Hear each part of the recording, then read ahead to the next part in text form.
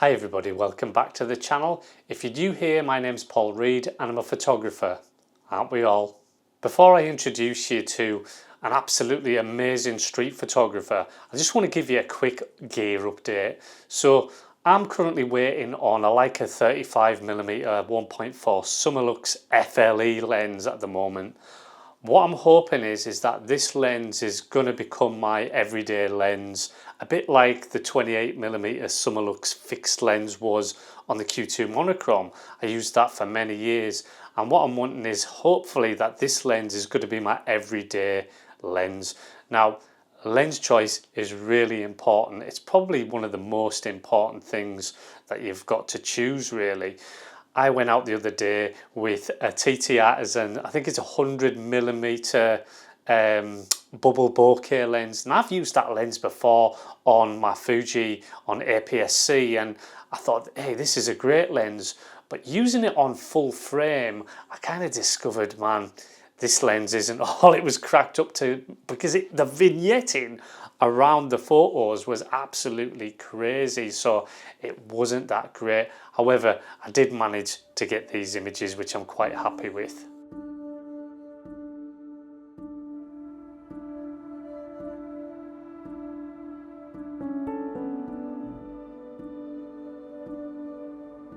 Just a quick update on my new book, Monochrome Portraits.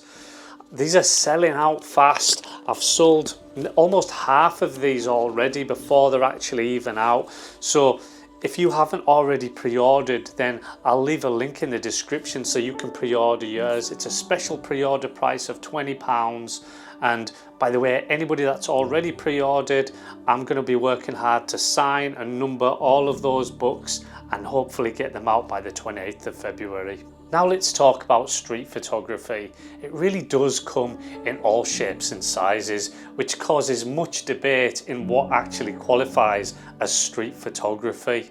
But just because somebody else's street photography is different from another person's street photography, it doesn't make one more valid than the other. I want to introduce you to a photographer that you may or may not know. His name is Mark Fearnley. Now, around 8 years ago, Mark picked up a camera, and what he did was he leveraged his background in painting and art and started to create some absolute stunning street photography.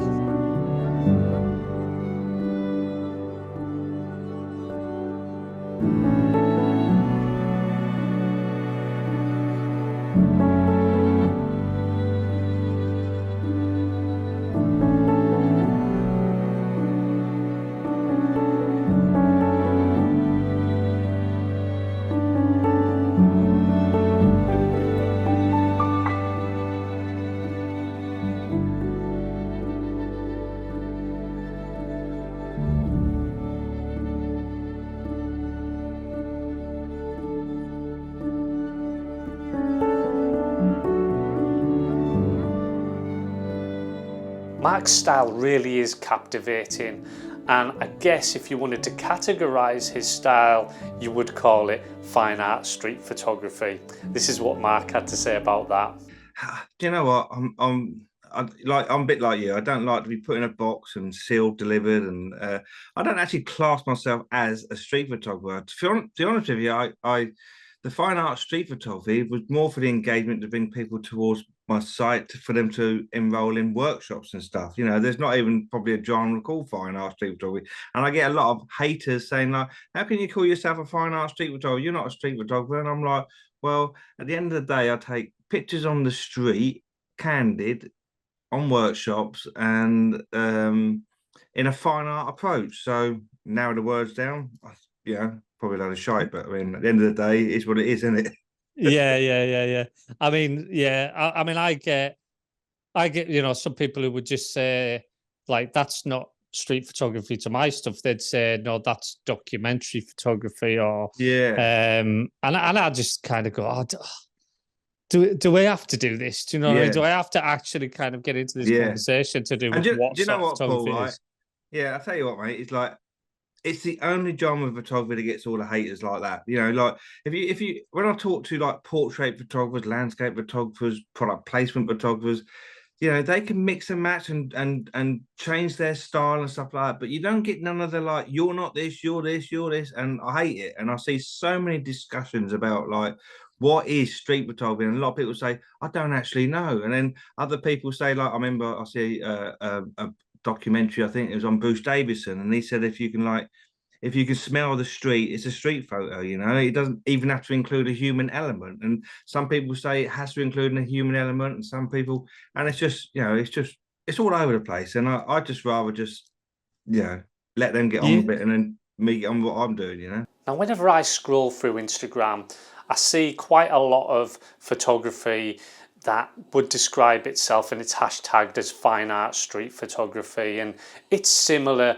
I guess, but I don't know, sometimes I look at that work and I feel like people are trying a little bit too hard, and sometimes it feels a little bit disingenuous. Mark's work, on the other hand, exudes an effortless beauty that's truly inspiring.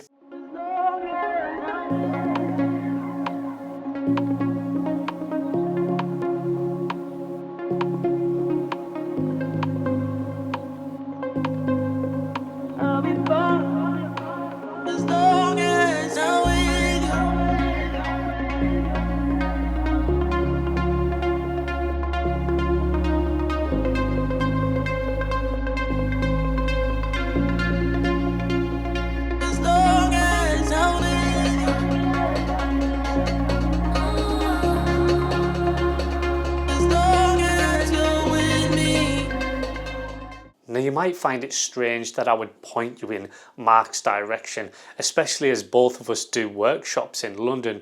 What if you go to one of Mark's workshops and you don't come to one of mine? But here's the thing, it's really important to explore new styles and perspectives for your photography. Looking at various photographers really helps you discover your unique voice. If you're just following one style, then there is the risk of just mimicking that particular style or that particular photographer. At the end of the day, Mark's not just a great photographer, he's also an excellent teacher as well, with charisma that's going to get people excited about photography.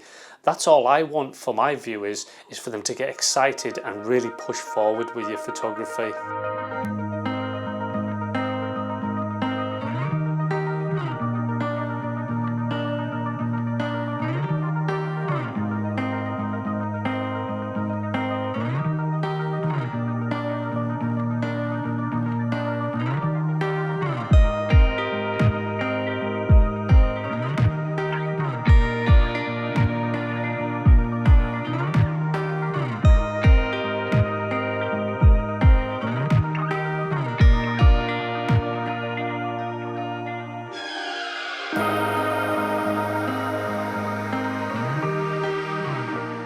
So let's say you see somebody in a market and they look really good, they've got a mink fur hat on, the hair really, really good, and you're within 3 or 4, 5 feet from them. If you do not look into their eyes, well, you don't pay any eye contact, and you look behind them, so you're looking above them or to the side of them, and then you bring your camera up, you can position the camera above them, right? And then as you come back down, recompose, take the shot. But then when you lift your eyes back up again, you look not at them in their eyes, you look behind them. It works every single time, because what happens is if I'd have brought the camera back when I've taken the shot and I bring my eyes back up to eye level, if I look at that person, I've made a connection, and they're going to automatically think that I've taken a picture of them. But because I've made no contact at the beginning and I'm looking above them, when I bring my eyes back up and I've already taken the shot and I look behind them, the thing they do 99% of the time is they do this. Because I've made no connection, I'm looking behind them. So they automatically think I've taken a picture of something behind them. Look, I understand that not all types of photography is going to resonate with you. You're not going to be drawn to certain types of photography. But I would really advise that you broaden your horizons and at least study these different photographers, just so that you can then find your own style. You can catch the full conversation between me and Mark on the Monochrome Madness podcast. That's free for anybody that's a Monochrome Madness member, and yes, it's absolutely free to join as a Monochrome Madness member. So just go on over, I'll leave a link in the description for that. I hope you liked Mark's work, and I hope it really inspires you as it does me. Thanks so much for watching, I really do appreciate you. Don't forget to like, comment, subscribe and all that jazz, and I'll see you next time.